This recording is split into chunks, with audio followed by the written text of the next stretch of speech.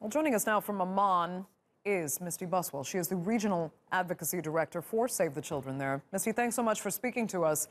From your personal perspective then, I mean, how bad of a condition are you finding these children in? Would you compare it to those suffering under the full-blown conflicts we see in Syria, for example?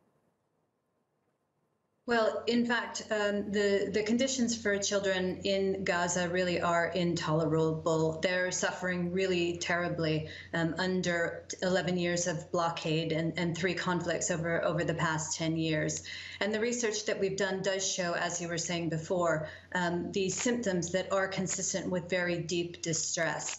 In a lot of ways, it is similar to the kind of situation we see for children in other full-blown conflicts. The big difference that we found, and something that is a bit of a sign of hope, is that children in Gaza seem to be extremely resilient. They have very strong family and community networks that they can turn to that has helped them avoid really going over the brink. But the research that we did was conducted before the current violence. And so we're very concerned about the impact that violence has had on children's coping mechanisms, on their resilience.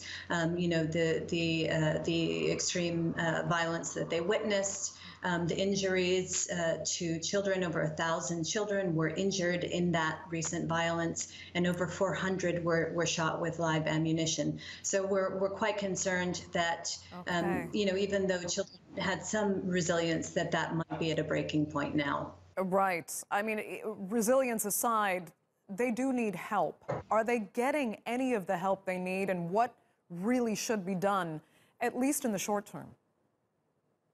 Well, certainly they need a lot more help than they're currently getting. I was in Gaza a few weeks before the protests started, and really the conditions, humanitarian conditions there are terrible. You know, about 90% of the water coming out of the taps is unfit for drinking. There's about 4 hours of electricity on average, and schools are overcrowded and running on double and triple shifts. So a lot more funding and support needs to be going in there, as well as more support for children's psychological and well-being.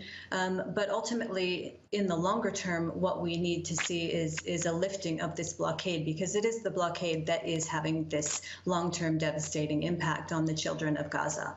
Okay, Misty Buswell, we will have to leave it there. Thank you so much for speaking to us from Amman.